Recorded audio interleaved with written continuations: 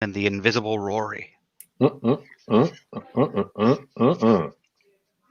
We are live. We strive to survive. I'm writing a Lady Gaga song. I don't know. Apparently. An early Lady Gaga song. There you go. Yes. Not the same thing.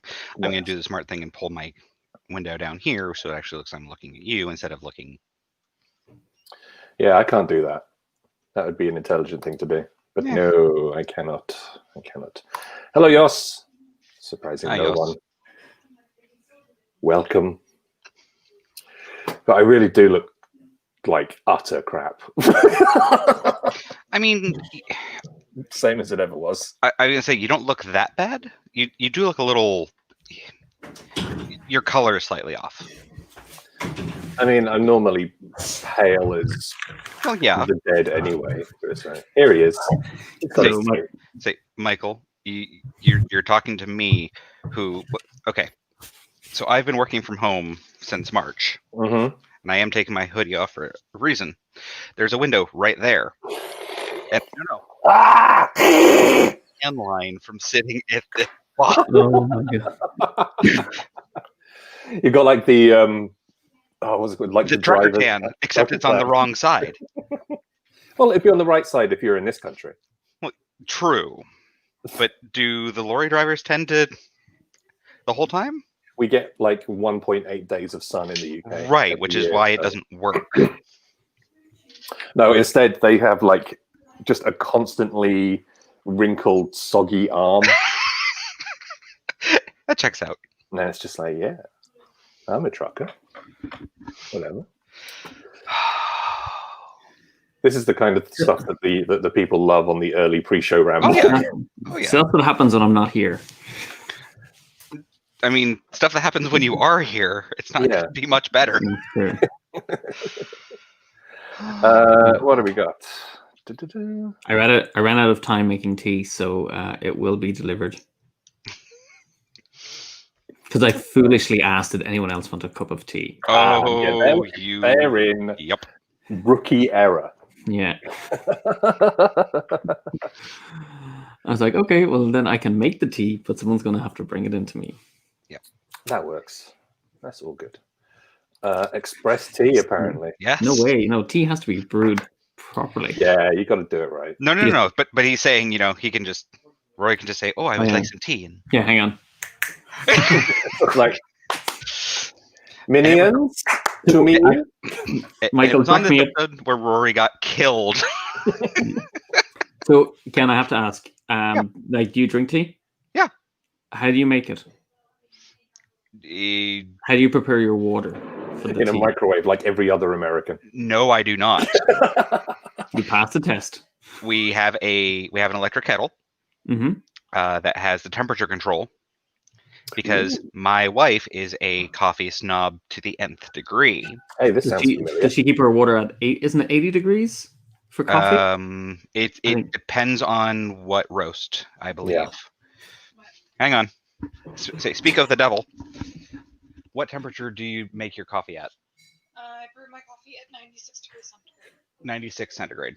Oh, okay. I just thought it was 80. Right. Rory thought it was 80 for some reason. A little too low. Yeah. But yes, we have tea and we use a proper kettle. And No, it's not. I was actually in a. It was with the what's the kind of espresso maker thing where it's AeroPress, and they say 80. They say 80 degrees. Apparently, AeroPress says 80 degrees. Yeah, that is really low. Yeah. I don't know if anyone joining us. Made. This is Coffee with Hub Games. The Hub Games Coffee Hour. Yeah. Actually, if we just chill out, give me a minute. I'll get Steph up here as well, and then we can like proper get deep. Well, then I can actually go off and get my cup of tea and have a conversation with coffee. It's like there are literally 5 different bags of coffee downstairs in the kitchen, all opened in different levels of usage. So Yoss uses a V60. Oh, nice. The pour over. Okay. That would be my preferred. I do use filter, like the kind of. It's like when I ever say it in a coffee shop, they don't understand like a drip filter coffee maker. drip Just coffee. like the standard one. Yeah. No, Sam has a gooseneck. It is a gooseneck kettle. She has a burr grinder. She's well off that deep end. Yeah, it's the max. The process. It's all about the process. It is. The issue is that she doesn't work at Starbucks now because she can't work right now because she's immunocompromised. But when she worked at Starbucks, anybody who works at Starbucks, you get a pound of coffee a week, and I don't drink it. Wow. I hate the way coffee tastes. So I just can't tell the difference between any of them. No, I can. And actually, Starbucks is the one I once heard it described as Charbucks on another podcast. And I was like, that's quite accurate, actually. Yeah, some of them can be very burnt. Yeah, but a lot of them aren't. It's you try things. Steph is trying to make me develop my palate, shall we say? Yes. And it's she thinks it might be a losing battle, but there's occasionally it's like, no, I can tell that taste. I can taste caramel. Actually, I walked into the room last week, into the kitchen. I was going to say the food room. That's a different what? That's not even a thing that exists. I walked in and I was like, I can smell raspberries. Steph was like, yes. Just sort of literally holds up the bag like that. Well, she's like, well, you don't have COVID. Yeah, okay. All good. The ultimate test. I was actually once in a local coffee shop that I won't name. I was refused coffee because I asked for a little bit of milk with my, I think it was like my V60 coffee. Is that around here? Mm-hmm. Dude, you have to tell me. No, I'll tell you off air. It's one where we used to have our game nights. That has a bar as part of it. Yos, I don't know who. Are you talking about Sam, my wife? Or are you talking about Steph or? No. It was a coffee shop where. No. Yos is saying joining the world's largest coffee tasting. Sorry, yeah, down by the train station. Yes. Yeah, F those guys. Yeah. Trash place anyway. All right, with that, let's push the magic button and do a thing. Let's go.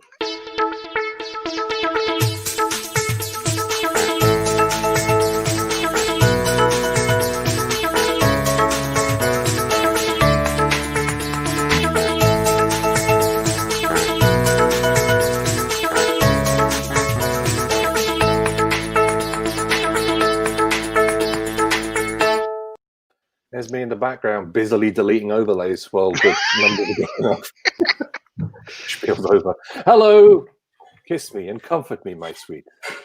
It is time, yet again, for another Hub Games Hangout. People might get the reference, but they probably won't. So there you go. It's Wednesday. It's 7:10 in the UK. We've been talking about coffee for the last 10 minutes. I'm Michael, over there, the delightful Rory. Hello, everybody. Hello. I'm going to mute and cough. Excuse me. And beneath us, as should be, is the lovely Ken from Geekcraft. Hello, Ken. Hello. How are you? I'm doing okay. Yeah. I'm done with work for the day, which is nice. Oh, early finish for someone. Yeah. Yes, it's all good. So as usual, we will do the what have we been playing thing. Although this week, of course, this weekend rather, our playtime was somewhat impacted by a certain online digital event. But we did manage to get some stuff in play, didn't we? So yeah, we're all good. Ken, as you're the guest and we're vaguely polite around here, what have you been up to? Let's see. Since then, on Friday I did Lost Ruins of Arnak. Nice online, which was quite good. Mm-hmm. It decidedly runs long, but it was online. It was a learning game. There were distractions. I know, distractions at Spiel. So 3 players took 3.5 hours. Yeah. But I, like I said, choose first time players, distracted teacher, online implementation. Like It I all get it. stacks up. Yeah.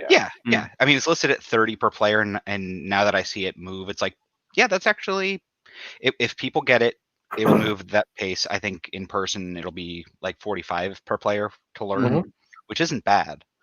I have to say, when you say that the demoer was distracted, I have this image of them like having to wrestle a crocodile or something, just off camera, because we don't know what anyone's doing Right. when they're on Discord. So it's just this picture of them like trying to fend off this crocodile. It's like, trying to teach this game. So anyway, on your turn, you can. No, and in this case, it was through Heidelbar. And I'm probably not quite pronouncing that correctly. But they had a very limited number of people who were English speaking. Okay. Which is why he had to kind of hop between rooms a couple times. I learned City Builder Ancient World, which is from Inside Up Games. Okay. That was pretty good. There was a rules error with the 2-player mode, but I got what they were going for, so it was fine. Did Combo Clash with a couple crazy guys. Wild and crazy guys. I knew you'd go there. Did Holy Festival of Colors with Rory and Rich. Did 6 names of Codenames online on the CGE Twitch, which was fun. 3 games of Under Falling Skies, which is CGE's. They Single basically, player. yeah, it won a bunch of awards as a 9-card nano game, and they took it and made they made a campaign, and all the pieces are like really nice. Like they treated it the way CGE treats games. So the issue is that is not a 9-card game anymore. No. Like it's chunky and it is heavy. And then Cartographer's Role Player Tale and Prisoner Arena with you guys. That's about it. I mean, that you make it go. Oh, that's about it. Like, that you've put me and him to shame, like by playing more stuff in the last week than we've in the last 3 months. Well, and it highlights something, because most of them are CGE games, aren't they? Yes, in this case. Yeah. Because we're talking about PostCon. CGE are one of the few companies who are saying they had a great time at con, and it does seem a lot of people were engaging with their games. Yeah. I know Jeremy Howard was kind of quoting a lot of their games as well as the stuff that he was playing. So that's kind of interesting. Separate conversation, but well, it suppose it ties into tonight's conversation, which we'll come back to. But we'll move on, Ken. I've seen a lot of advertising for Lost City of Arnak. Yes. Yeah. Lost Ruins of Arnak. Ruins of Arnak. Sorry, it's literally on a BGG page right here, Michael. Yes. Just read the thing. Reading is hard. What's the vibe with it? What kind of game is it? Because it's been getting a lot of push, and I've been hearing a lot of people saying, "Yeah, it's really good," but I don't know anything about it. So it's very limited worker placement, because you only get 2 workers and there's only 5 rounds. So it is And it took how long to play? There are a lot of things you can do without placing workers. Right. Okay. There is a research track. There is a deck building element. There's a bit of resource management, because I'm getting this, but then I have the ability to upgrade, which means I can turn it into that, which means I can go up the research track. There's a ton of different ways to score points. It's not quite like point salad, because they generally make sense, and they like, you go, okay, this is going to get me a lot more points. There's a lot going on. But I mean, it's good. It's just it's kind of hard to put into the it's this but that. Okay. Because it is a deck builder, but it is worker placement, but it is exploration, but it is resources, but it is a research track, but it's a giant deck of cards, but it's yeah. I mean, it sounds like every year CGE do like a big release around Essen time, and it sounds like this is the it's the big one for the year. Is this like their Mage Knight? The way Mage Knight is a deck builder and exploration, and kind of. I think Mage Knight is more story-ish, where this is very self-contained, where it's the various players. But I mean, I really enjoyed it. I definitely I'm looking forward to playing it again trying it with Sam. If they're, I know it was on Tabletopia that I played. If it is still there and you guys would like to try it at some point. Yeah, I'll be up for that. Yes. I take it you got a real copy as well, though. Yeah. Because you're that kind of man. I am that kind of guy. My tea. Oh, he's got his tea. Look at him. That's very nice. Enjoying his I do not see it on there, but I have a feeling that if I asked, they would probably get me a private link. Mhm. But yeah, it's. Oh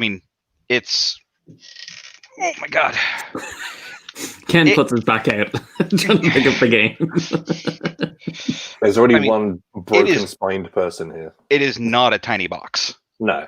Oh, yeah, No. but it's not too big, actually. It's kind of a CGE style. It's It is. Sanctum's size, is it? Yes, I think it's pretty comparable to that. Mhm. But I mean, so this and then both copies, and I'll explain that in a second, of Under Falling Skies came in the mail, and I picked up the box and it's just like, oh, that's a lot more weight than I expected for a lot of game in there. Two a lot games. Of game. Well, everything is just solid cardboard, Mhm. and they don't go with the light stuff.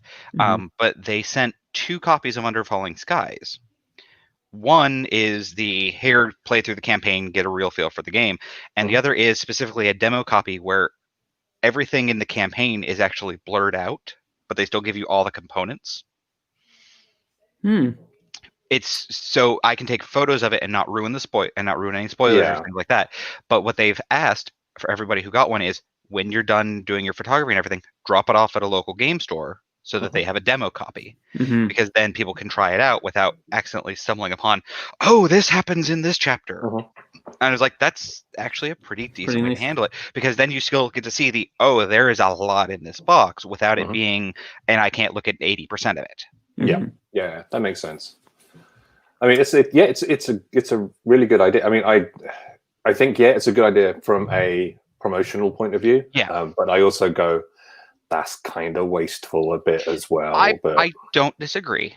But it gets another demo copy out there.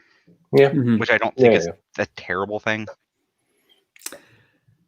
It's all good. So I'm dying to jump into our topic, but I just want to cover off our, because you keep kind of alluding to stuff. I'm like, oh, we can start talking now. I'm like, oh no, hang on.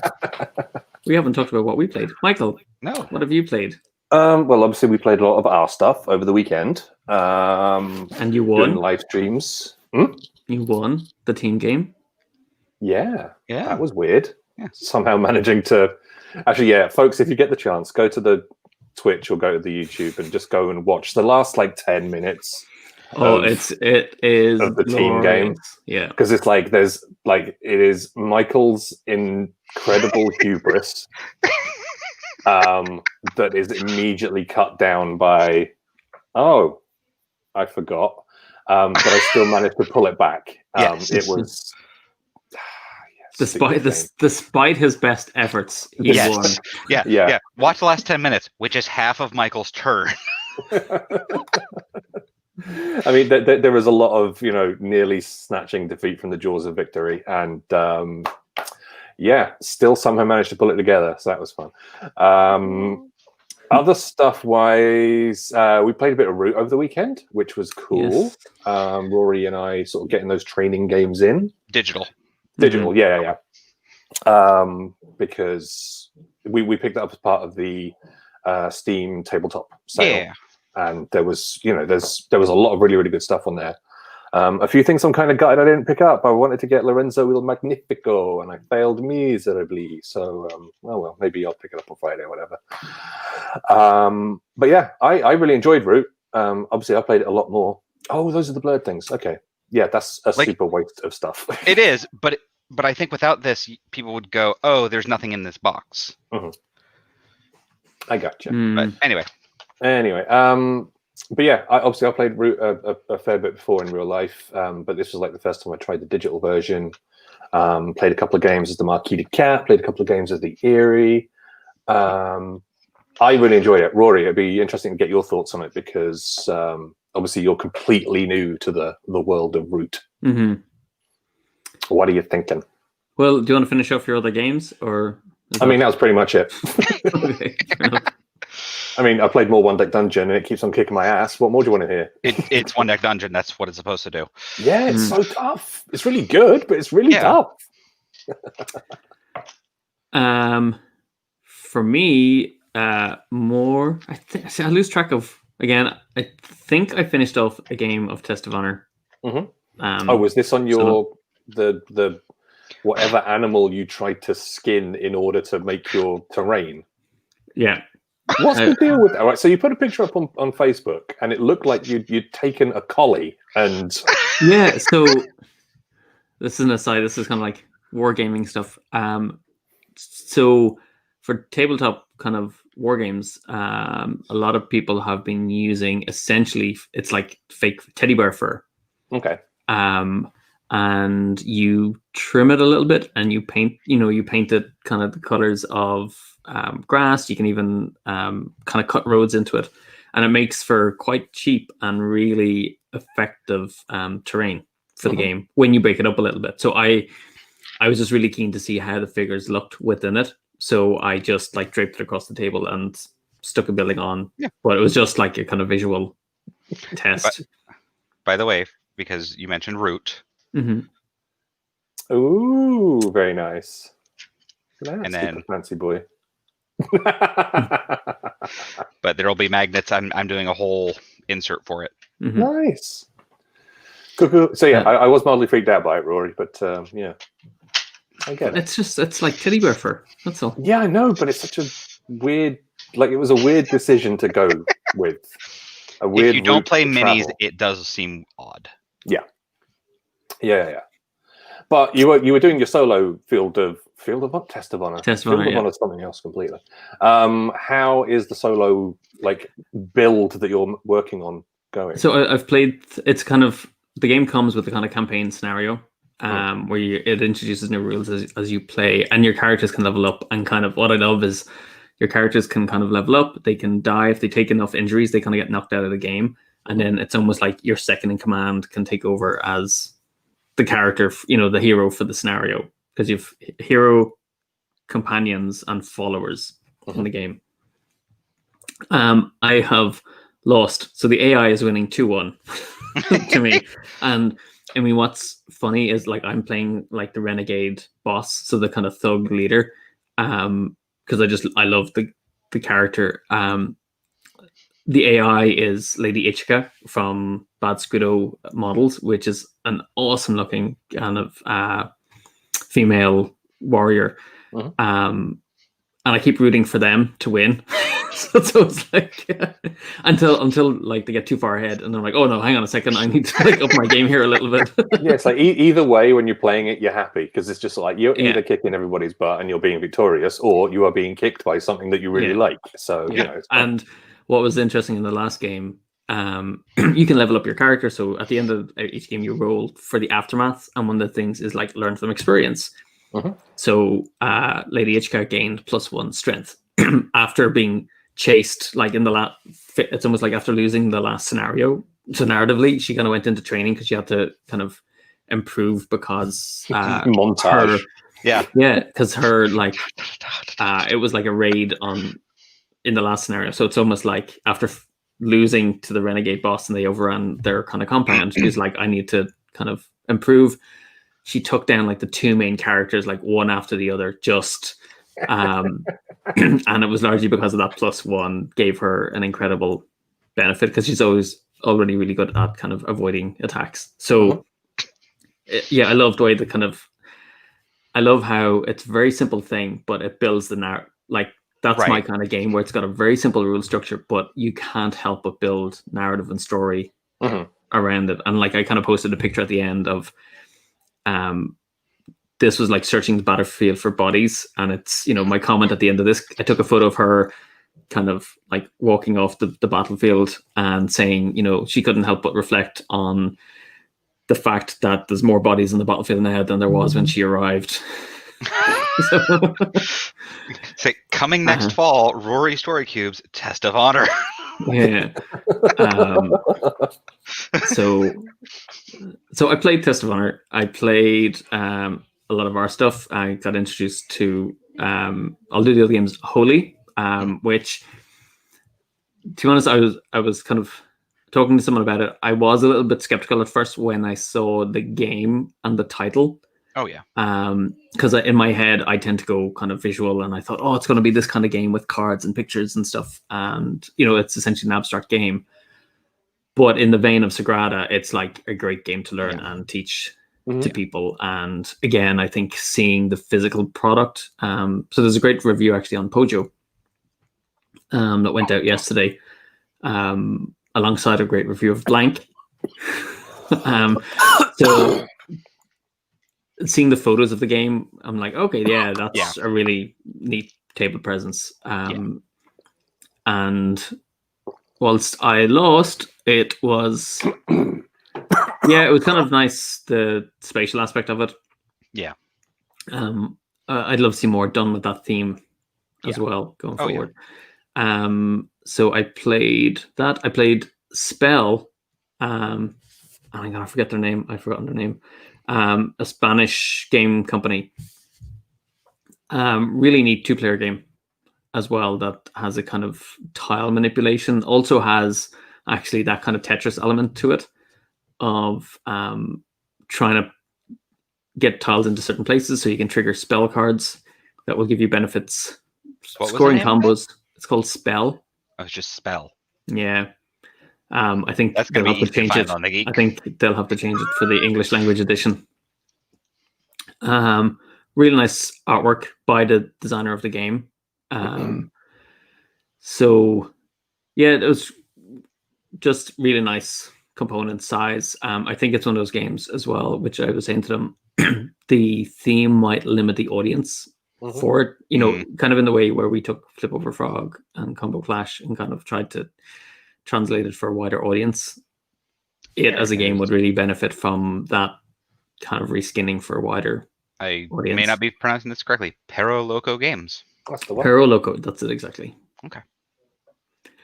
And great people are really energetic as well for their games. That so I got they were one of the few booths I got to visit at Essen Digital. And then we also we kind of like snuck off on our booth and played Root 1 or 2 times over the weekend as well, while we were waiting for people when we weren't shilling our wares on the live stream. I mean, I find it interesting that it's a war game with cute art. Yep. To it. And yeah, you seem unimpressed, Rory.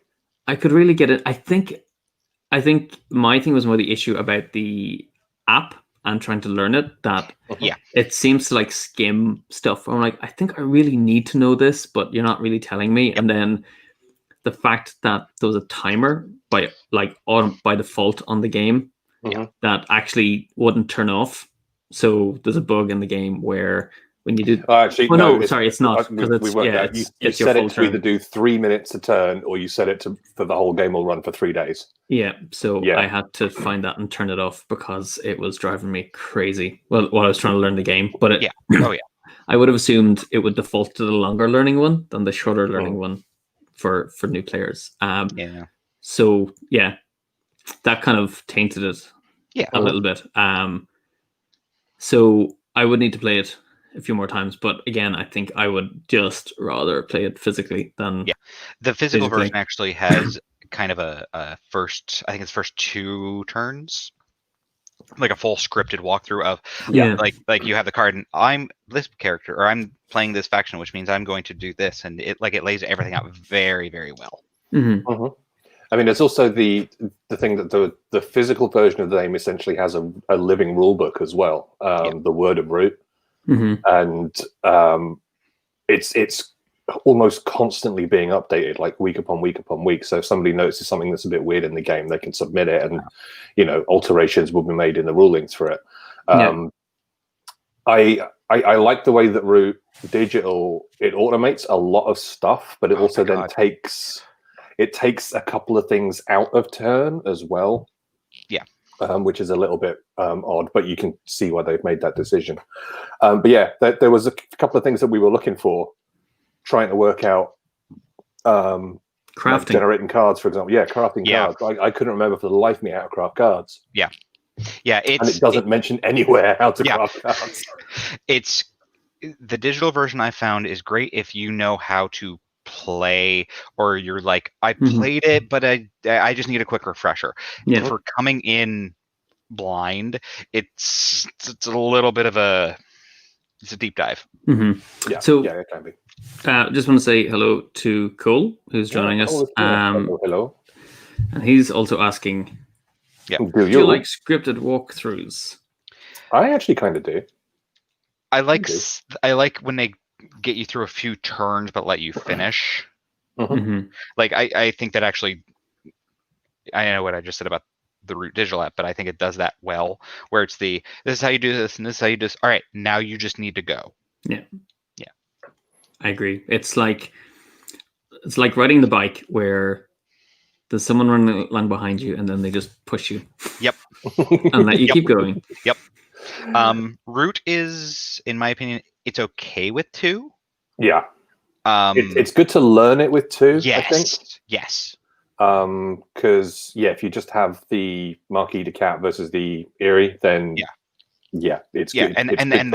And those are both, I don't want to say they're simple factions because I don't know that there's a simple faction in the game, but those are the 2 easiest to pick up and go, this is what I'm doing, this is how I get to do what I want to do. And then you get the Woodlands Alliance, and then the Vagabond comes in, and then everything is on fire. Yep. So anyway, I kicked our butts. Anyway, we should probably do like topic. That'd be an idea. We're like halfway through. No, we're not. We're fine. It's all good. So, Rory, you came up with this topic. Please, your pitch to the crowd. Thank you. Yeah. So on the back, I think of Essen and the conversation about that, and our kind of offline conversations about cons and what can be done to improve them. It got me thinking about the games we're playing, how we're learning about new games. Are we revisiting older games, and why, and what games are we going back to?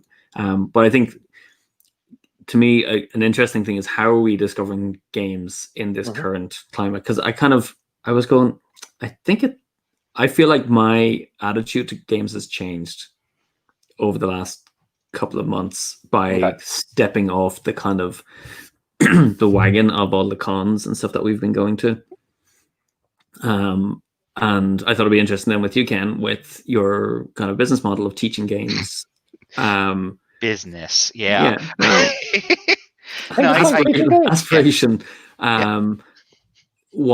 But you're very much in that space. As we've been talking a number of times, you've talked about being in stores, demoing games. So it's just chatting about how are people discovering games? Are they discovering new games? Are they going back to older ones? Are they looking back at their shelves?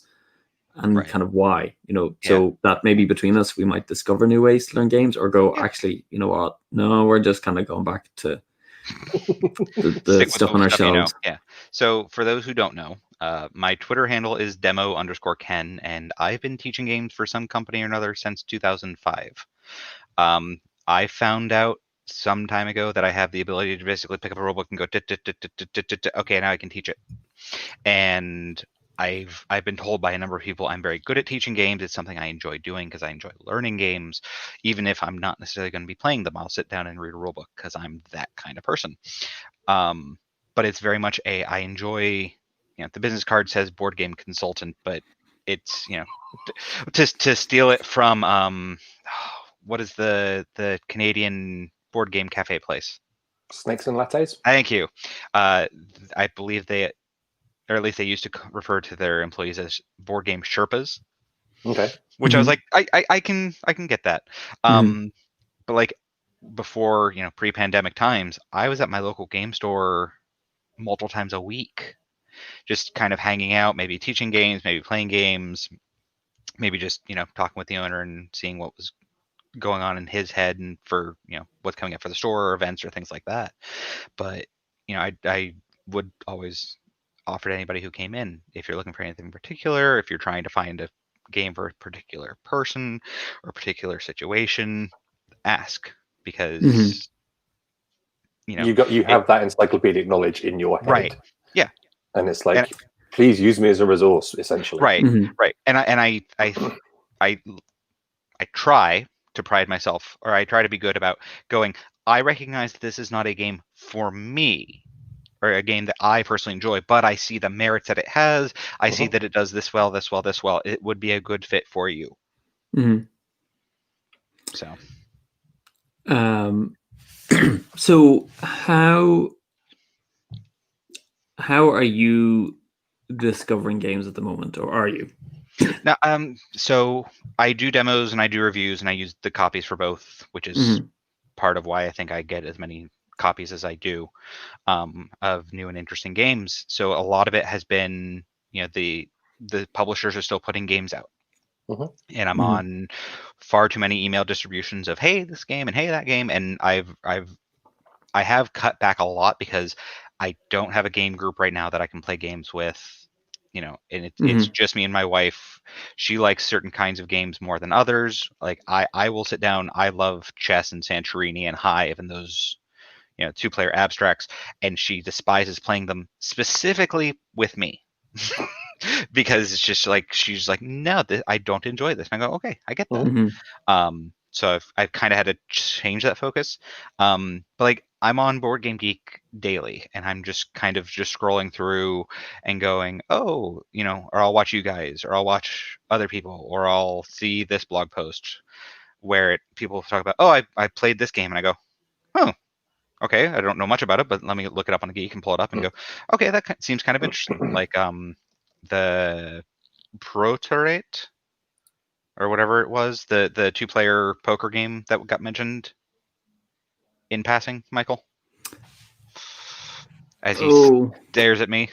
Was this on my stream, or was this on a work stream? It was on your stream.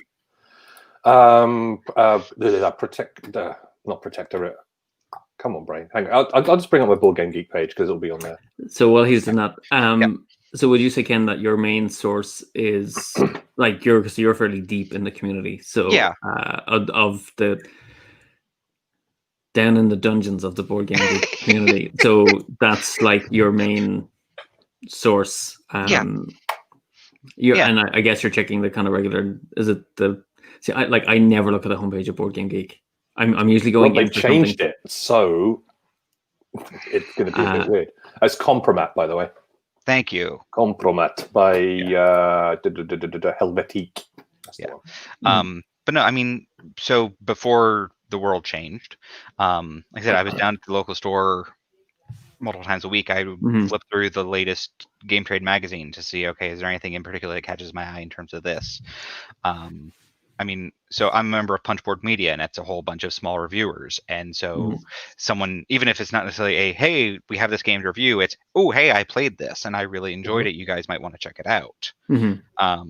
I mean, most of what I talk about with people is board game or board game related. So, okay. I mean, it is, board games are me and I am them.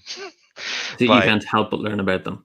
Yeah, and it's not necessarily I mean, to kind of go back to what you were saying, it's not always ooh, I need this brand new thing. It's, like when they announced that Stitch Ellen was getting a reprint in actual English this time as Stickum, I was like, okay, getting it, because I love that game. I know it's going to sit on my shelf for a while because I don't have anybody to play with, but it's a game that I've played enough that I really enjoy playing, and I want to support that.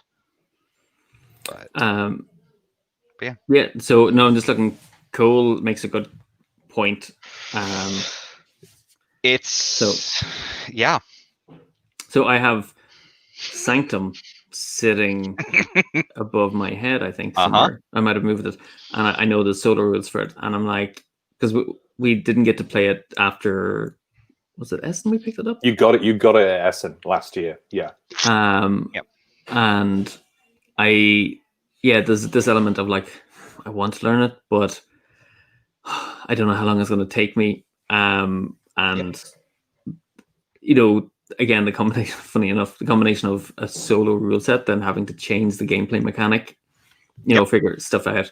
I'm like, I don't quite know if I have the energy for that. And I'm tending to go back to slightly probably familiar stuff or things that are still sitting on my shelf. But like for me, I'm finding my main source was probably a lot of it was cons, and because I was going to a con, I felt like I had to kind of research the games before I went, and because their cons aren't quite the same, I don't feel that urge to research the new games.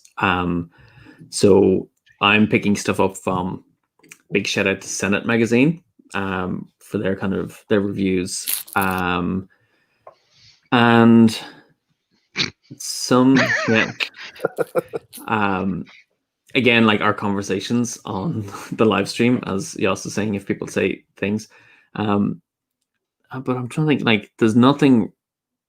Actually, Test of Honor kind of came from a conversation on the live stream. Let's start with the minis, but there's nothing. I don't think I've picked up anything recently that hasn't actually been Marvel Champions. That's the main thing I've just been buying at the moment. That and Test of Honor. I think with Marvel Champions, it's interesting because we know the game system, and because the different decks they're putting out for the different heroes, the villains, and stuff like that. You always have the basis of how the game works in the back of your head, but because each hero does work in a different way and each one does feel different when you play it, I think that's almost that's just enough stretching the old elastic band in your brain. So I have this here, which is amazing, like by Tom Scott. I saw people talking about this on Facebook, and it's basically how to take. There's lots of like GM oracles and for role-playing games, and Tom wrote a guide for how to play with existing kind of published adventures. So saying, well, how do you get to have that experience either as a GM kind of getting to play through it, or just you want to solo play something. And I love that concept of kind of solo GMing. But it's almost like the openness of it is sometimes I feel like it's too much when I'm sitting down to play. And it's, again, coming back to Test of Honor gives me enough of a rules framework to hang enough structure, the narrative on. Yep. Whereas I think with like the thoughts of playing D&D and constantly checking stats, and I'm just like, I don't have the headspace. Yeah, I mean, I think there is that thing about the paralysis of choice. Like whether it's in the world of I would like to play an adventure, but D&D is just sounding terrifying at the moment, or I would like to play one of these 600 new games that have been released in the last 6 months, but I don't have the capacity for it. There is a comfort, I guess, in going back to the stuff that and it as humans we just have an intrinsic desire for comfort. We want to feel challenged a lot of the time, sure, but we also like to feel okay, I'm all right, I'm in my comfort zone, I'm not stretching myself too far, everything is okay. Obviously you grow through stretching yourself, but sometimes you just want to sit down and play Orleans for the 17th time in a week. Cole actually brings up a good point, saying that a new deck in a TCG, it's the same game but not the same game. And I think that's I think that's why I enjoyed playing a lot of Android Netrunner back in the day. Well, and like that. So that's those two games I dusted off almost really early on, back in March, early April. One was Legends of the Five Rings, because they introduced a skirmish mode, which was a shorter gameplay format for the game, and I love the concept and the setting for that. But I kind of felt like I was playing a board game with cards, and so skirmish kind of brought me back to that a little bit, because it was something that I was familiar with, and I could reuse something I already had. It's a new take on it's a more accessible version. So that was one thing. Myth, which it was like one of my kind of big Kickstarter drops back in the day. I dug that out because I was doing some painting and was playing that again. But every time I play that, I feel like I'm learning it again, because I'm trying to get my head around the rules for that. So it's actually a bit more. Actually, the setup of that game, because there's so many components, is the biggest hindrance for me for playing that game. Again, like Marvel Champions, it's in a small little box. I can take it out and play it kind of relatively quickly. I think the whole what's going on now with COVID is a great opportunity for publishers to bring people's attention back to an existing game instead of pushing new titles. Yeah. Some of it's happening organically with a lot of the kind of familiar titles, like, you know, Pandemic is doing amazingly well because of there's an element of comfort, and also, you know, thematic suitability. Yes. There is a huge group of people who are playing that thing because it's ironic. It's like, haha, check us out, spitting in the face of God. Whilst listening to that song. And so, but I think it's a good opportunity for the people who have kind of bigger game collections to bring them back to other titles, or, you know, existing titles, and dust them off. I also played like City of Kings, but again, like, unless you had the rules down beforehand, it's hard at the moment to kind of, from my perspective, to give the attention to learning it, because I still have full work days. So it's kind of tiring at the end to then go, oh, okay, I'll learn a new game.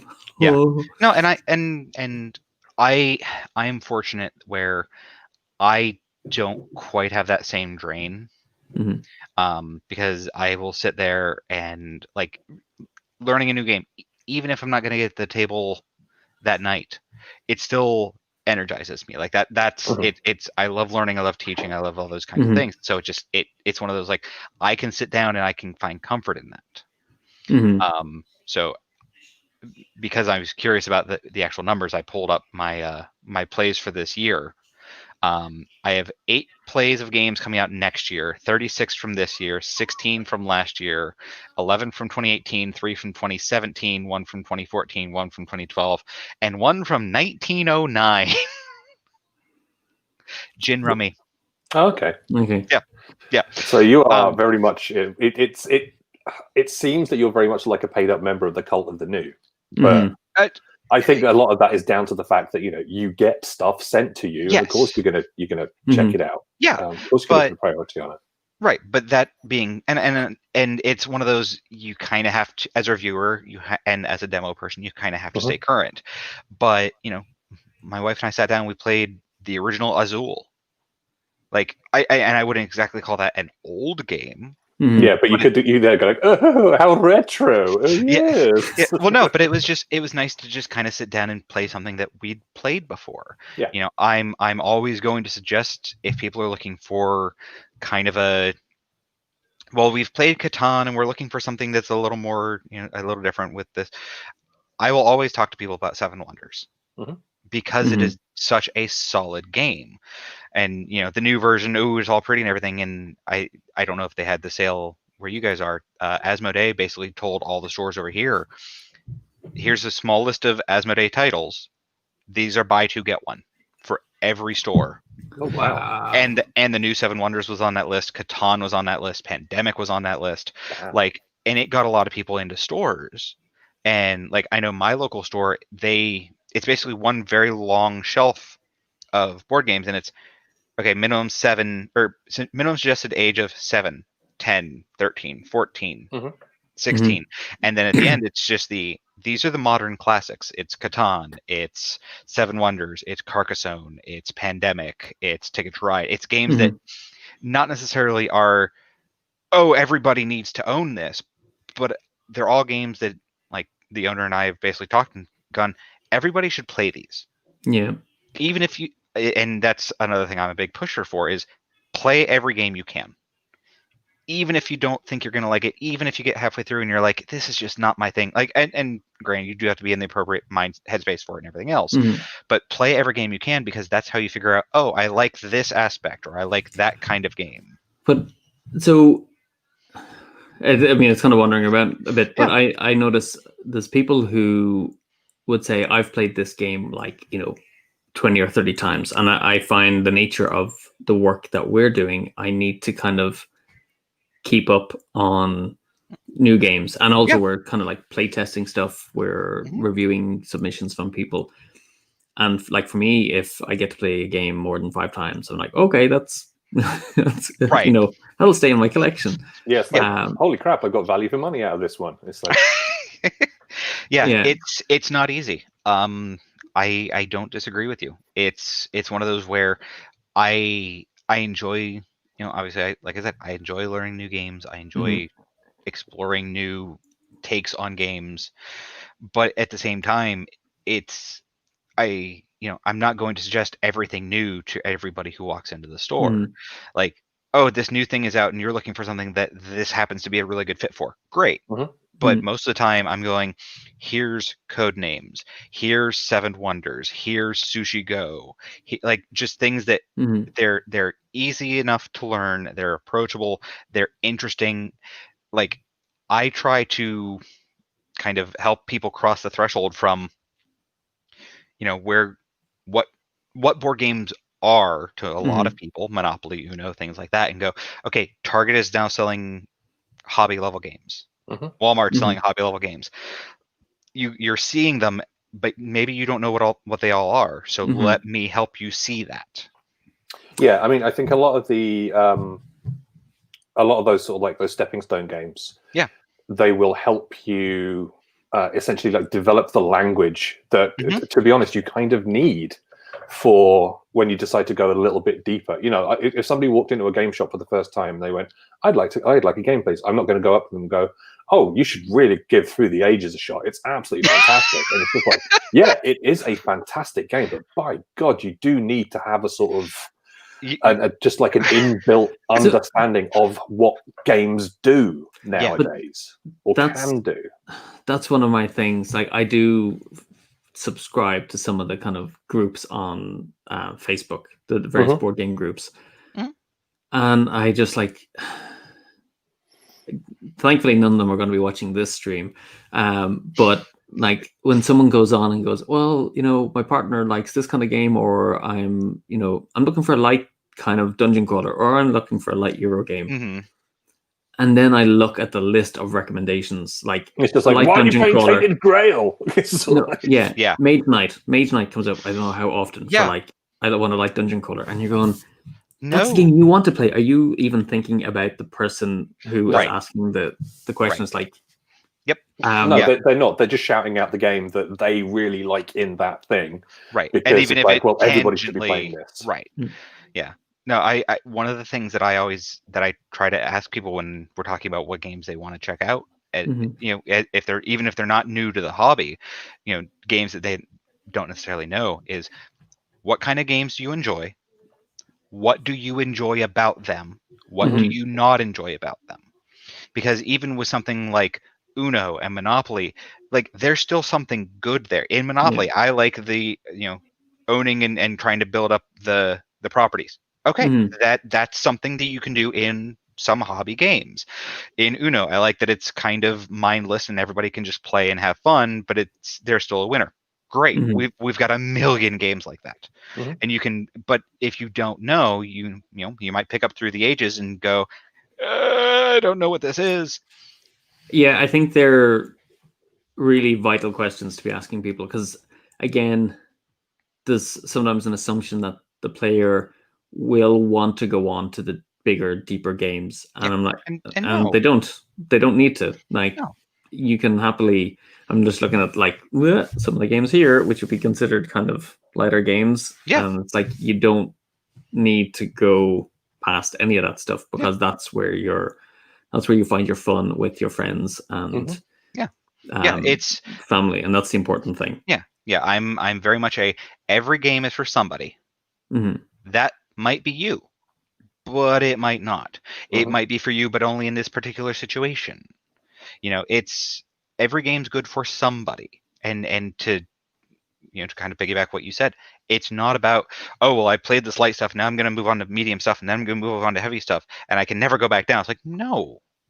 Play wherever you damn well please. As long as you are having fun and enjoying yourself, who cares? Yeah. But I think that's one of the challenges, though, within the groups, that like there is that groups. Assumption. And they end up like being completely unwelcoming to new players. No. Board game snobbery is a huge issue, and I mean, there are a number of issues, and I'm fortunate that I do my best to not propagate those issues. I'm very much if you are a female, if you are a person of color, if you are trans, if you are, gay or what, I don't care. If you're going to sit down and play a game with me, then great. Like, that's what I care about. Like, my focus is, are you enjoying yourself? Are you enjoying the game? Are you taking something? Are you getting something out of this? Yeah. And if you are, then great.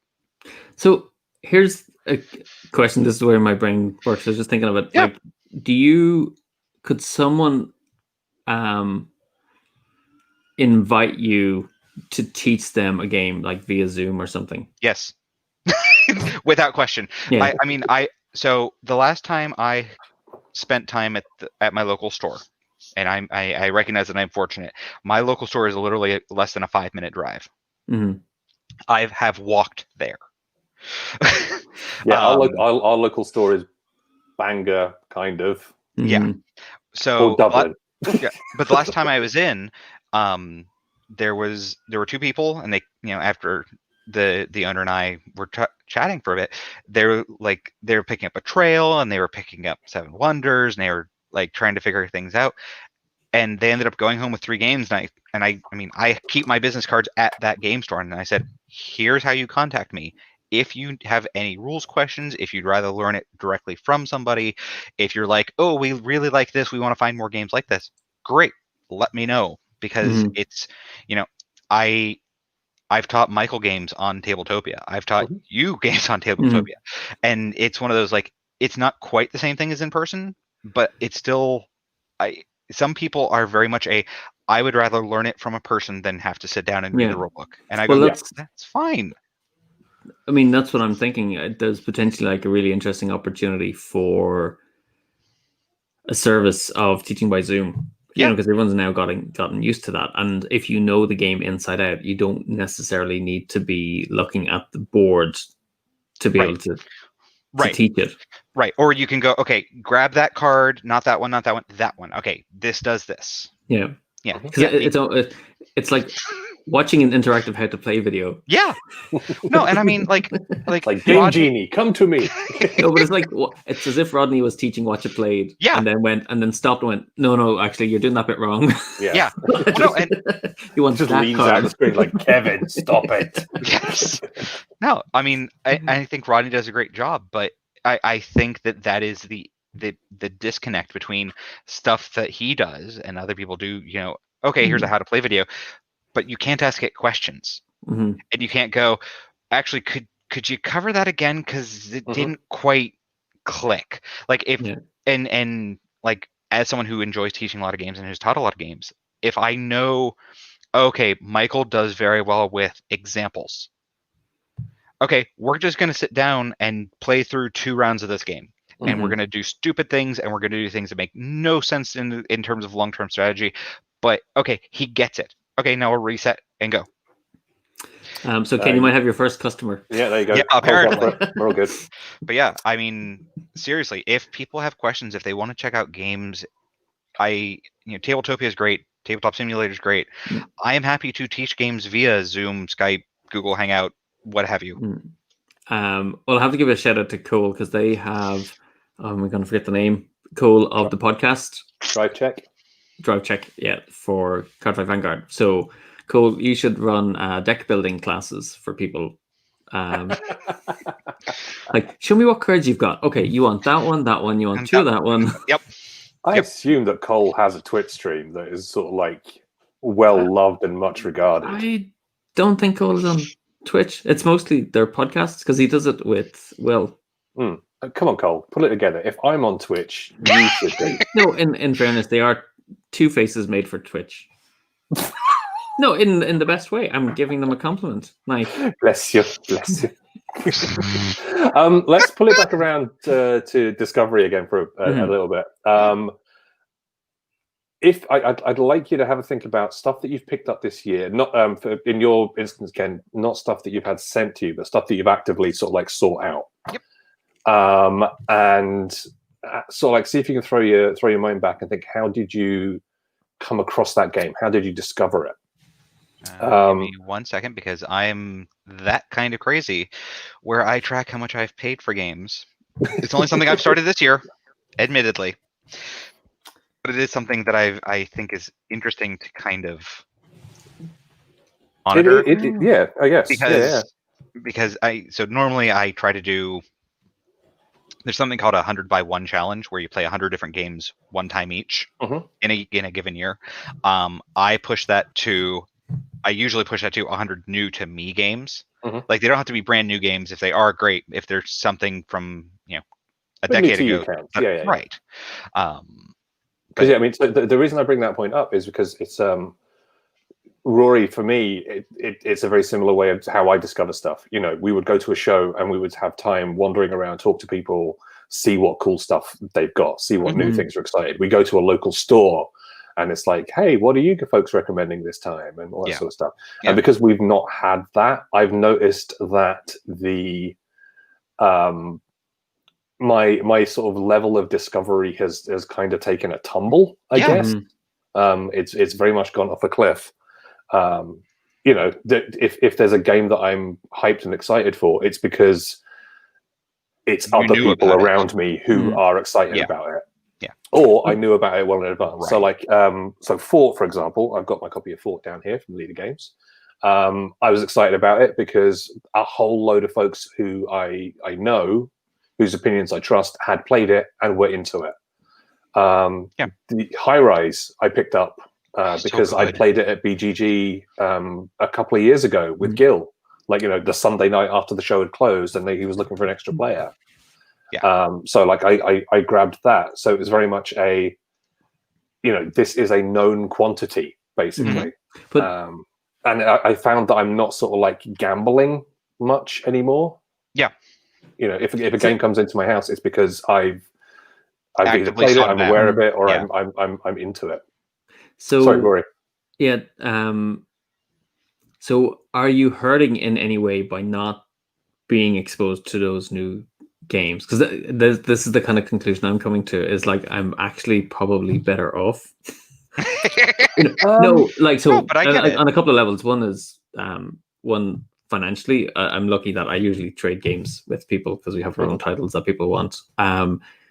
But financially, there's that aspect. There's the mental aspect of looking at a shelf and having games that I haven't got to play, like there's games behind me here that I still haven't played yet, because I'm noticing, particularly now, I'm going back more and more to the same games.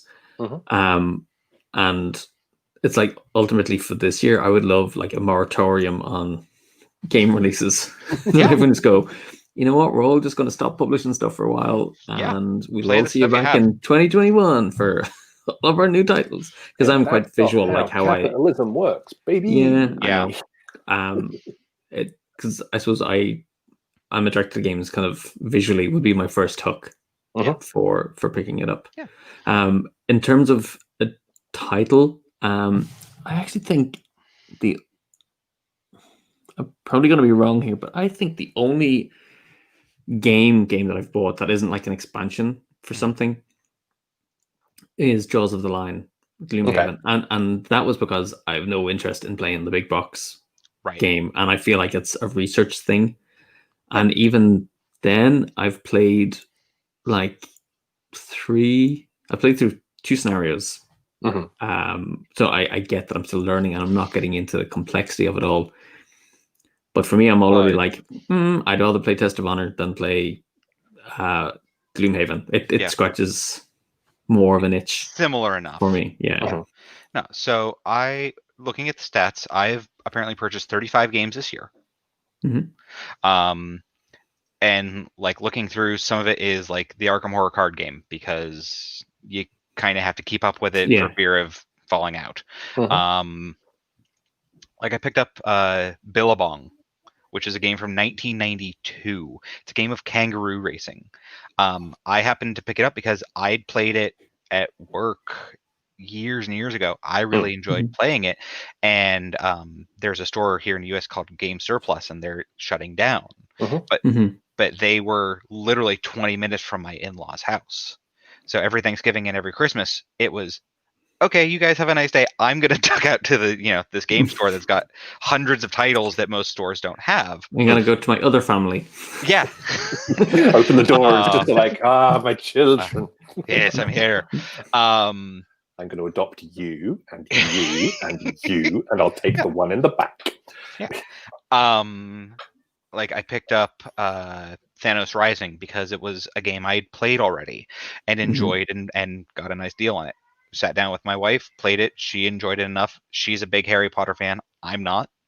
But I found a copy of Death Eaters Rising, and I was like, sure, because that's a theme that she'll enjoy more, and it fits a little bit better. So out of all of those, like those are things that you have been aware of previously. Is there anything that's sort of like, like hitting that discovery button, I guess? It's like, is there anything like, so somebody maybe suggested it to you, or you saw a review and you went, holy crap, I want that. I need that in my life. So Super Skill Pinball. Oh, Jeff Engelstein's one. Yes. Okay.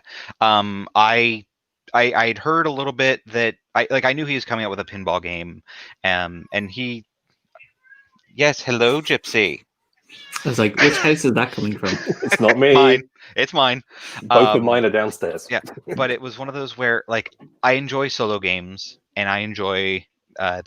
There's a series called Paper Pinball, which is on PNP Arcade, and I really enjoy playing those. So I was like, okay, it's another pinball game, and that's not going to be a bad thing.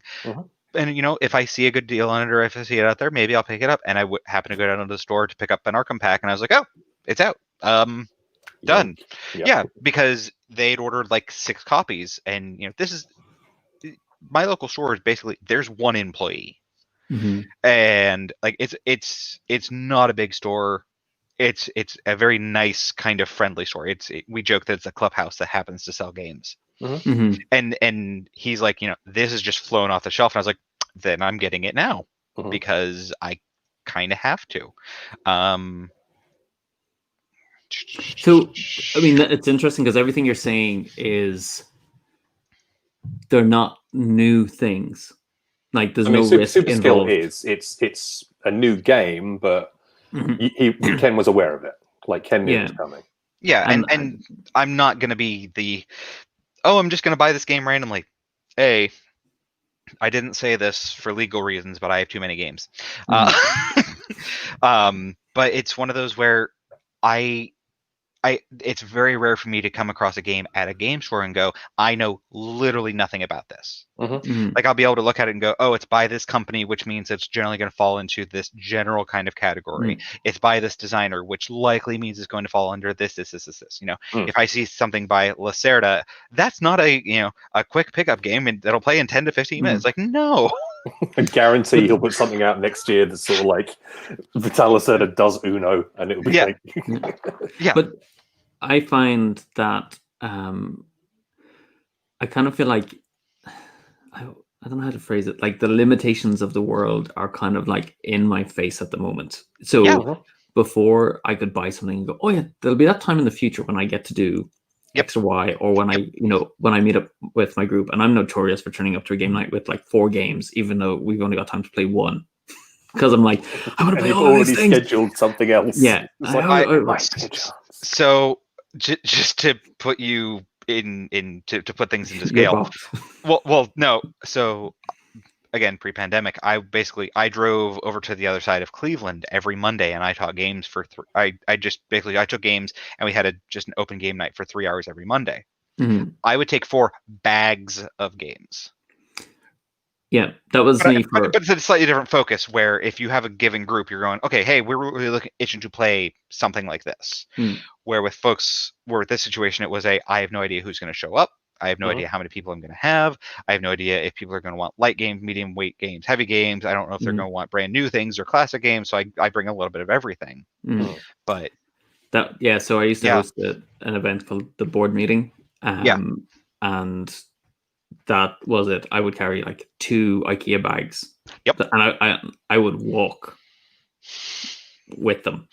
I mean, Belfast is not a big city, but those were large bags, Rory. Yes. And it was like, hey. I really worked on my upper arm muscles. Man gets pumped. Never leg day for Rory. It's always arm day on a Wednesday. Oh, no, you just load the games into one of those board game backpacks, and then you just do squats. I got one of them, and I am never going to do a squat in my life ever again. It's all good. Let's bust over to the comments for a little bit. So we've got Cole and Yoss have jumped in a little bit.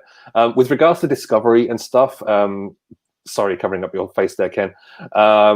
Apparently, our recommendations is just peeking over the wall. Having folks on our show helps people. So after we had Chris from Tabletop Gaming Magazine, Yoss picked up Flying Goblin. He's looking to pick up Back to the Future Dice Through Time. Get out of here, Pumpkin. The next thing will likely be Morkborg. Actually, I have my eye on Morkborg as well, if only for a thing to read, because I do like a read of the old RPG books every once in a while. Cole does mention they are on Twitch. Nice one. Search for drive_check, and they do their live recording every Tuesday between 8 and 8:30 Eastern. Too late for me to watch. Sad face. Rory is getting strong. Is so true. Strong like a bull.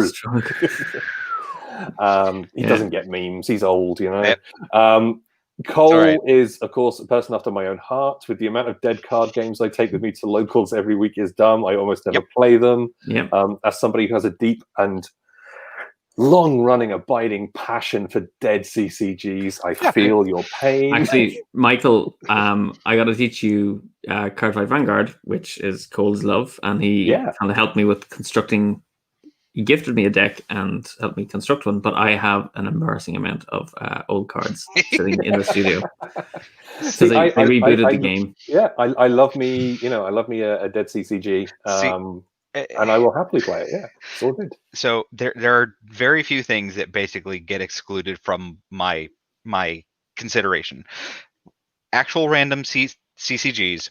I'm a completionist. That will never fly. I'm sorry. It drives me insane. Too expensive. Living card games in that style, fine, because I know what I'm getting, and there's no chase rares and things like that. And the other is RPGs. I don't have an imagination. It was drilled out of me from a young age. I've tried to sit down and play them, and but so what's your character do? I explain. But why? Because he does. I don't know. So this is the question I'd always ask when people would tell me they've no imagination when I would be kind of demoing Rory Story Cubes. Have you ever lied, Ken? I would never lie. Yes, I have lied. Yes. But understand. So you have used your imagination because you've made up something that wasn't real. Yes. No, and I understand that. It's like I said the other, when Rory's Story Cubes got brought up. It's a great idea and it's a great little game thing. It is not for me. And I recognize that, but I go, you're looking for something to help your kids learn to tell stories. Here, because this is exactly what you're looking for.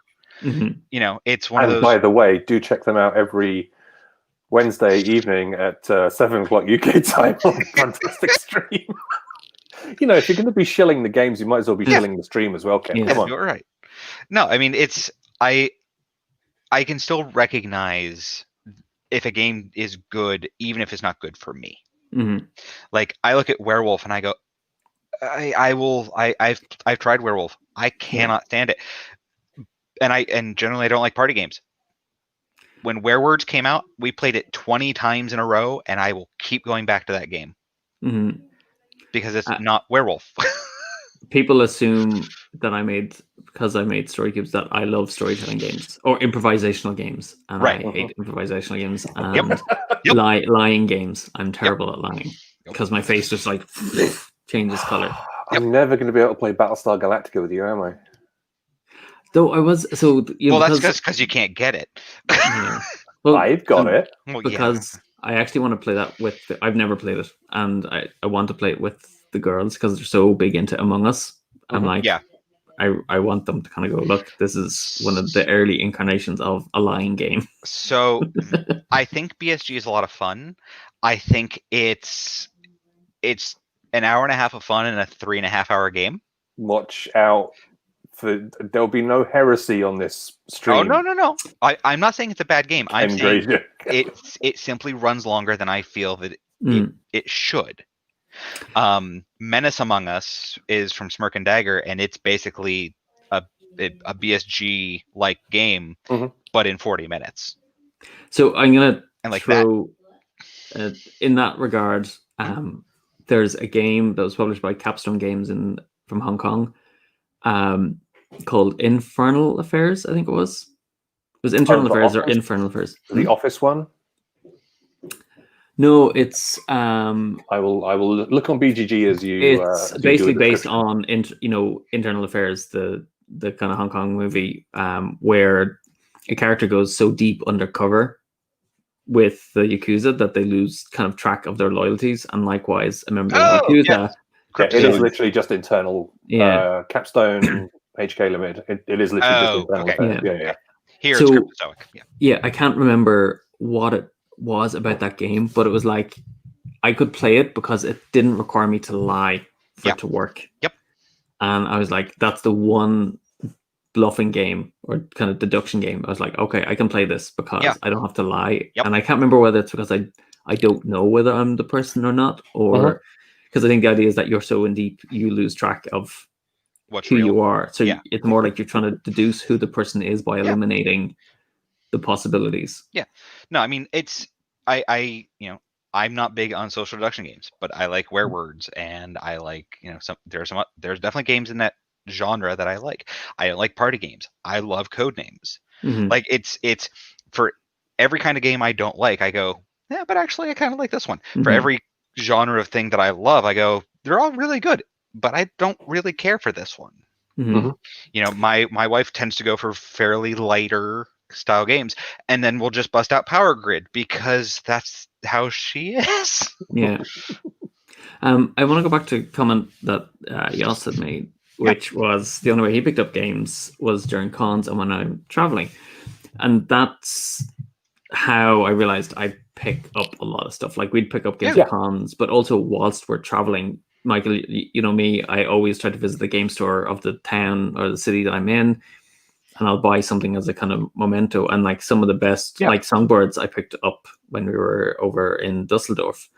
And I did actually pick up Point Salad from Dungeons and Donuts in Galway, which is an awesome game store. And a good game. Which I will get to visit one time, maybe, if this pandemic ever ends. You know what? It's only my hometown. When the pandemic lifts, we'll hop in the camper van and drive. Jeez, we'll go over to Galway and have a grand time now. And we'll avoid my mother's house.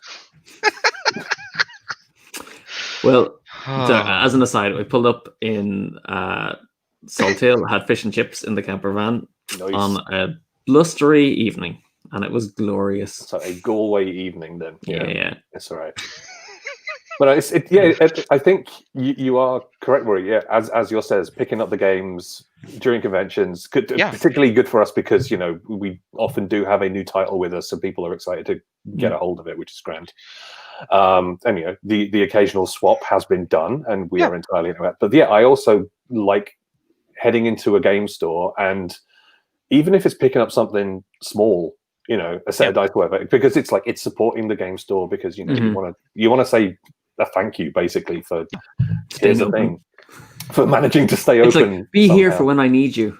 Yes, please. It's like I'm investing in my future. But then it's always cool, sort of like talking to the person there as well and saying, all right, that I'm in town for this event and we've had a discussion that's taken 10 minutes and I've said that we've designed this, we've published this, we've done this, we've done that, and then it's always interesting hearing what they're going to recommend to you there.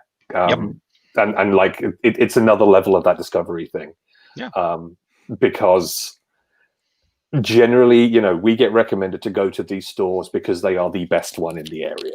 You got to go to such and such, it's fantastic. So we rock up there, and then we discover that it is this beautiful Elysian palace of wonder and cardboard that we just would happily live in if we could. They're discovered, and that discovery thing is fantastic because generally they'll go, oh man, so have you got this, have you tried this? And there will always be something that they can come up with that sort of hits my wheelhouse and might have been something I've never considered before. Right. It's great. So I think if we're going to boil it down to anything, my main level of discovery is just hearing from other people. And it's not advertising, it's not it's not picking up stuff off a shelf or anything like that. It is literally somebody saying, "Hey, Michael, you like this? You're definitely going to like this." And I think, like one of my main sources of discovering purchasing were cons, but it was usually like we wouldn't have time to play the games, so we're relying on people telling us about stuff, and then manically rushing around trying to pick up the title. Yeah, and sometimes that hits, and sometimes it doesn't. Yeah, but that's what I mean. So there was that risk of you want to be in that moment, and again coming back to this thing of the magic of possibility of, oh, I'll get to play this next week at the game group, or like the week after or the week after. But because that's been wiped out, I don't feel that pressure to pick up that new title in the same way, where there's the buzz of the purchase, whilst there's the hype, which there's so many games I've picked up where they haven't lived up to that. Oh yeah. Tied with the fact that I don't have a ready audience to play it with. Yep. I think the combination of those two things has changed how I'm buying games. Yeah. At the moment. Oh no, I mean, I know I've slowed down considerably, both in buying games and getting games to review, just because I know they're not going to hit table anytime soon. Yeah. And as much as I enjoy sitting down and reading through a rule book and everything else, it doesn't make sense to get more games and just increase that, the shelf of shame. Mm-hmm. But I think we all have. Yes. Well, I think it's an interesting time because, like, kind of harking back to the comment you made about kind of capitalism, Michael. If companies aren't selling their games, the default approach is to put out more stuff. Yep. And that's my big worry is like we made a decision to kind of hold our development and focus on kind of the titles that we have because we know there's still room to discover them. But I also think a lot of people are going to be throwing out more stuff without necessarily having put the development into it. Because if their balance sheet is showing a decline, the default approach is like, well, put out something new, more stuff at the wall, put out something new and different, and see and hope that somebody buys sticks. it. Yeah, and we're not even seeing half of the stuff. It's not because it's got nothing to do with the games. We're just not seeing the titles at the moment because those the amount. potentials for discovery aren't there. Michael, I would like to share a screen for a second. Yeah, go for it. Oh, dear God. So I sat down and busted out a map of these are the 26 game stores and 4 gaming cafes within an hour's drive of downtown Cleveland. Get out. It is embarrassing. Okay. And I completely... It's like a wonderland. Yeah. And you would go, oh, there's going to be so many stores because you can do so many things. Now, I'm not at all saying that I'm not fortunate because we have so many game stores and all of them do something well and they all have something that you're like, what? Why?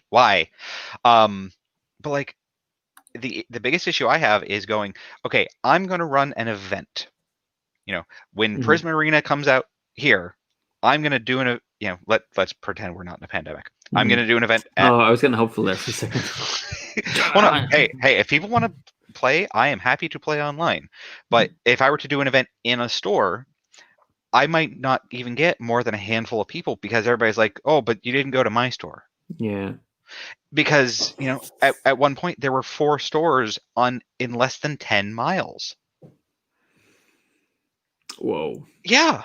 Like, it's just like...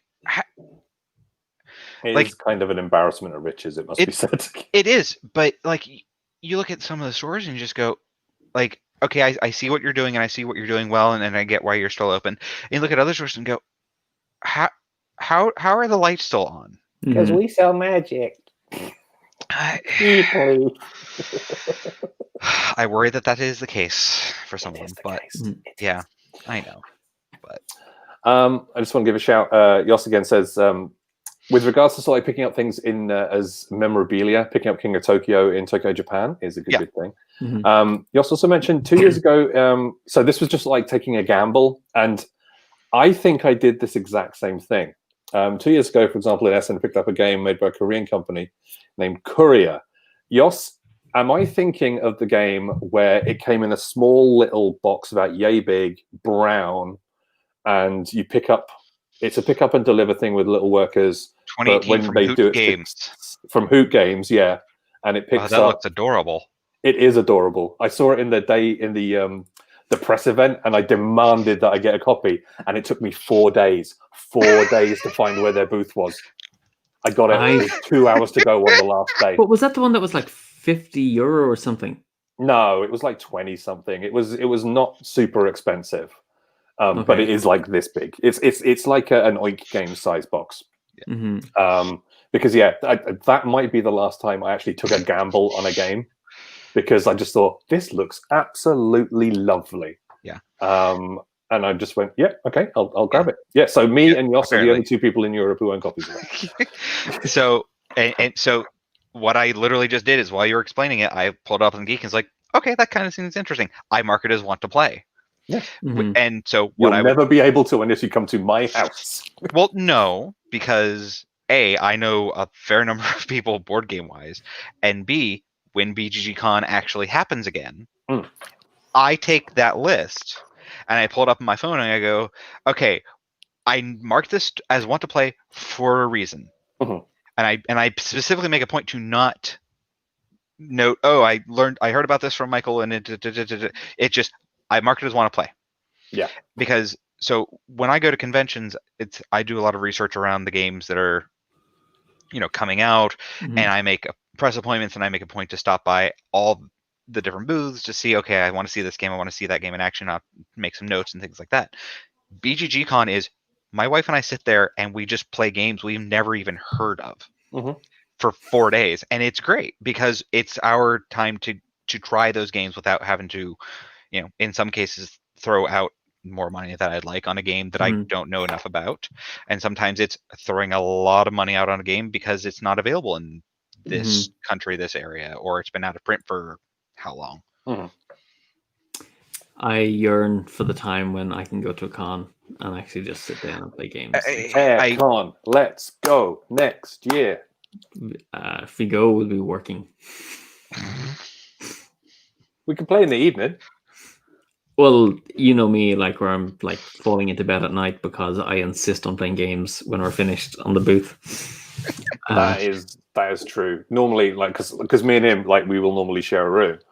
I am a broken mess, and I have to go back and lie down and cry in a heap for 7 hours. So I'm normally in bed by like 9:30 because I'm a super exciting person like that. And then Rory rolls in, like, you'd expect drunk, but no, he's not. He's just drunk on life. He's happy and everything. He's just like, I've had far too much coffee, and I played this and this and this, and it's just like, dude, it's 2:00 in the morning. Go to fuck to sleep. It's like, but when I get my spine fixed next year, I will be the one who can handle everything. I will be the one who can stand up for 6 hours solid. So I was going to suggest, Rory, you figure out the weekend, or you guys figure out a weekend, and we can just hang out digitally and play games.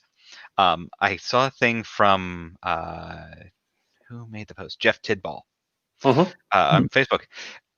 Theory to explain why online conventions fail and will continue to fail. The key service a convention provides is actually to isolate you from your regular daily obligations and make it socially appropriate for you to set them aside for the duration of the con. The programming, it's like a casino. The programming of any given convention provides is 100% secondary to this key service. And it's like I read it and it's like, wow, he managed to sum that up really well. Yeah. I mean, that's, we've commented where all a con does for the publisher is make you multitask. Yep. Like, that's because I'm demoing a game, someone's asking, when are you making dinner? And there's an email coming in that is kind of urgent, and like I don't know if I'm good or bad, but I will basically, when I go to a con, I'm like, I am at this con. Yep. I am not responding to email. I don't care what you're saying, even though I see other people like firing out emails. I'm like, I'm here, I'm working, I'm going to play in the evening, and I'm going to go to bed, and I'm going to get up and do the same thing. the next day. Yeah, it's like you have permission to. It like I said, it's like walking into a casino. It's like ordinarily you would not go, here is $100 and I will just throw it and see what happens. Mhm. But the moment you step through those doors, it's like, right, let the gambling commence. Same with a convention. It's just sort of like, all right, I can the rules change. do what I like. Yeah, the rules change. Yeah. You are given permission to do what you like.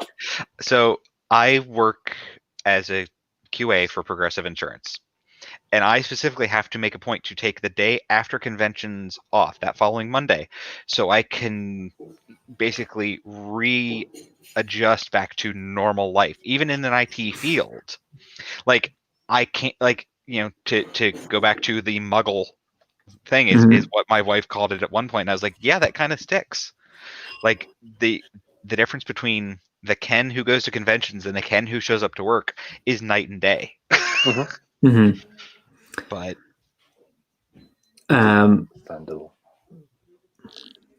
so something, how do we sum this all up? Like some insert poignant comment or like we'll do like the insightful comment. Here you go, reference of the century, Rory. We'll do the Dave Allen wrap up.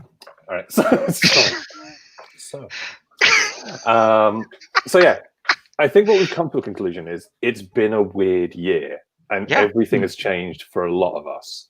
But when it comes to sort of like the recommendations of games and stuff, I think a lot of us are relying a lot more on the sources that we trust, the people around us, the folks that know us, I guess, that know us best, and will say, okay, Ken likes A, so we'll definitely like B. Rory likes X, and we'll definitely be into Y, that kind of stuff. Yeah. Well, sorry, this is like my last, I think, question. And again, it's just something I've noticed. Like, I am not watching half as many review videos. No, I think as I used to. Like, I'm just going, I don't need the new game, so I don't need to watch that new video.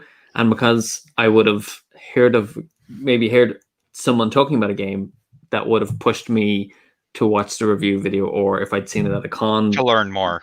Yeah, so it's like the review video itself doesn't pique my interest, and I'm not going to go into it. I think that's it. I have to have heard about the game beforehand to warrant watching a review video of it. And again, it just seems that like the review content being pushed out is exponential again, because the media is kind of like, well, we need to be doing something, and so that's just increased exponentially over lockdown because more and more people are putting out stuff, but there's nothing really to make you go, oh, I should watch. No, it's that stream. It's the issues that there are so many. I mean, even without the pandemic, there are so many options for what gets your entertainment dollar, because at the end of the day, that's what board games are. They fall under the same thing as going to a movie or a video game or things like that. I mean, entertainment. Yeah. Or non-essentials. It falls under the non-essentials category. It's a luxury item. Yeah. And I think that with how this year has been, people have decidedly cut back on how much they're spending on things like that. And I think I understand it, but I also I look at board games, like my big thing to my coworkers is, all right, you have a family of 4. How much does it cost you to go to the movies for one night? And you're out $80 easy, maybe even $100 for 4 people for a couple hours of entertainment, and then you're done. All right, give me 40 of that. I'll help you find a game that you can enjoy, order pizza, or order dinner in, and you can even do that now and sit down, interact with your family, think, force people to kind of use their brains a little bit, have actual interaction instead of just everybody sitting here staring at a screen, as we're all staring at our screens. Thank you, Michael. But like, people go, oh, but they're all Monopoly, they're all Uno. It's like there's an entire world out there you don't know. But I think, to kind of go back to what Rory, the whole point of this conversation is, we're on the other end of that, where it's like we recognize there are so many different options and so many different things, and it gets to the point where it's hard to figure out, all right, what's worth my time, and then, okay, once I've drilled down that list, what out of what is worth my time is worth my money? and my energy. Yeah. Like it's So- it's not So- not easy. I'm just seeing this ad on like local network television. Ken plays games, and it's the doorbell ringing, and it opens, and you're standing there with a board game and pizza, and you're like walk into the house and like set Yeah. everything up, and the people are waiting there for you. Yeah. I mean, but that is such a brilliant pitch. Like for $80, Yeah. for $80, I will bring the game, I will bring the pizza. Yeah. and Well, no, and like bring the learning. Yeah, I've lent board games to a number of coworkers, including some higher ups, because they're like, "All right, you keep talking about board games. This can't be the board games that I'm thinking of."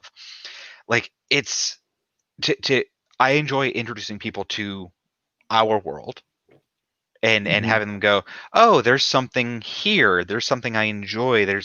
And just being able to go, okay, like I have my video games. I love my video games. I love, having the internet and my laptop and everything else and chatting with you guys. But there's something about sitting down with people around a table and just playing a game. Mm-hmm. Like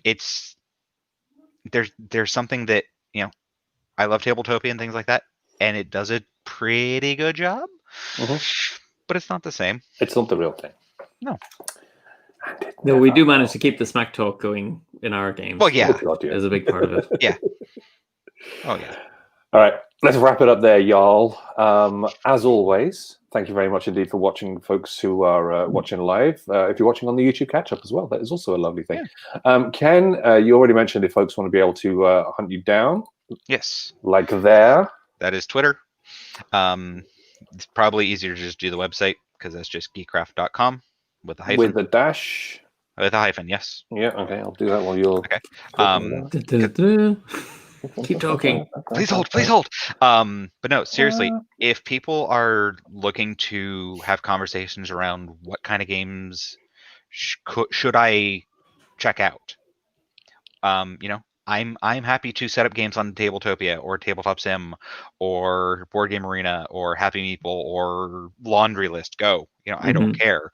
If I've told people I have Under Falling Skies. It's literally a solo game. I will set up my webcam and I will basically be your hand so you can check the game out and make all the decisions so you can go, okay, this is kind of a game for me, or go, yeah, not so much, and go, that's fine.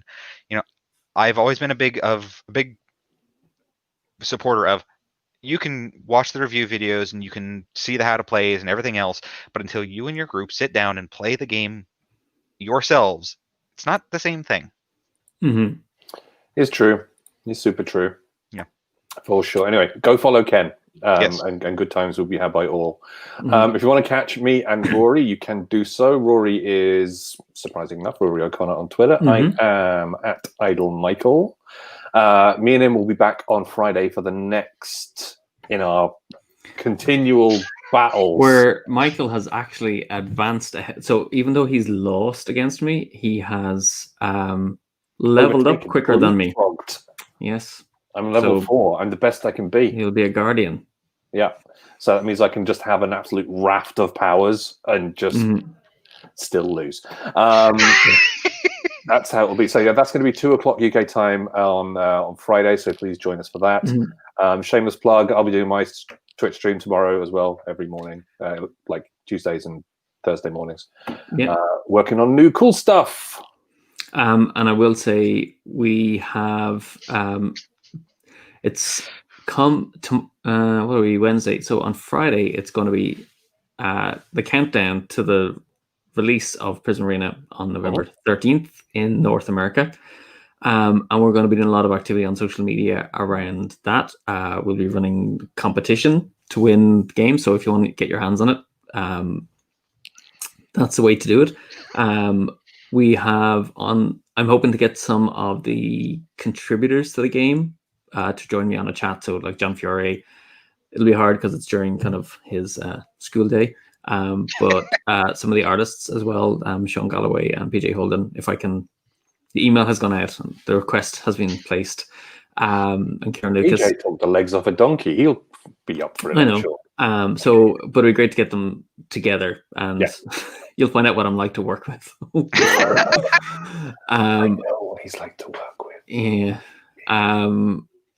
And I'm intentionally not looking at the camera to see your expression, Michael. And we also have Isaac Vega confirmed for an upcoming chat. So that could be next week? Potentially. So it depends on when I can get the Prison Arena crowd together. So because I want to get them over the next 2 weeks. So depending on which one they're available for, we'll get Isaac's basically available for one of the nights. So Isaac's great. In the month of November, we will get him. Yeah. So I didn't realize who Isaac was when I met him at Essen, when he had arrived over in Europe for the first time with Ashes, and it was the day before the show opened.